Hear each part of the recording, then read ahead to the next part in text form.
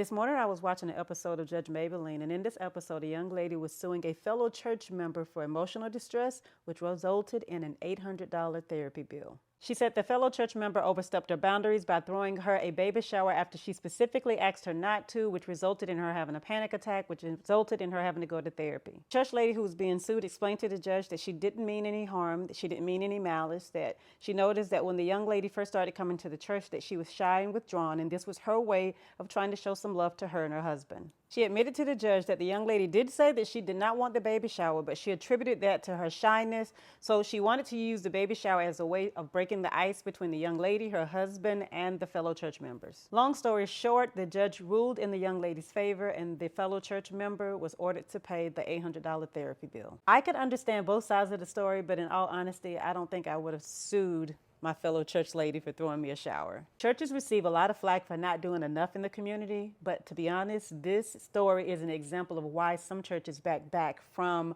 being so quick to serve others. Y'all, it's hard because there are people that say, don't help me, and you help them anyway, and they say, thank God you didn't listen. And there are those that say, don't help me, and you don't help them, and they say, well, you really didn't want to help in the first place. And then there are those that say, don't help me, and they really mean, don't help me.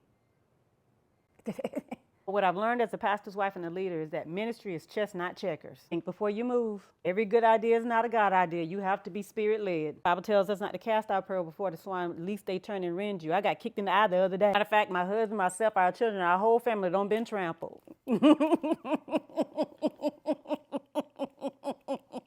Crazy thing is, the young lady needed to go to therapy because being celebrated by her church family was too much. She said she didn't like the attention. Then she sued her church member and went on a nationally syndicated show which brought her to the attention of millions of people. I don't know, maybe the therapy helped, but for me, that would be more of a reason not to sue. There are going to be people who are going to appear to need your help or who are going to ask you for help. And the moment you give it to them, they're going to turn on you like you're the enemy. The young lady said she knew the church member was not trying to be malicious. She knew that she was trying to do something nice, but the fact is she didn't respect her wishes. The young lady said after the baby shower, she went home, and that was when she had the panic attack, but she did go on to have a very healthy baby boy. And yes, the church member, even though her heart was in the right place, she should have listened. I totally get it, especially when you have a strong ministry of helps. When you see the need, it's hard to walk away. But when they say no, you say, okay, and go.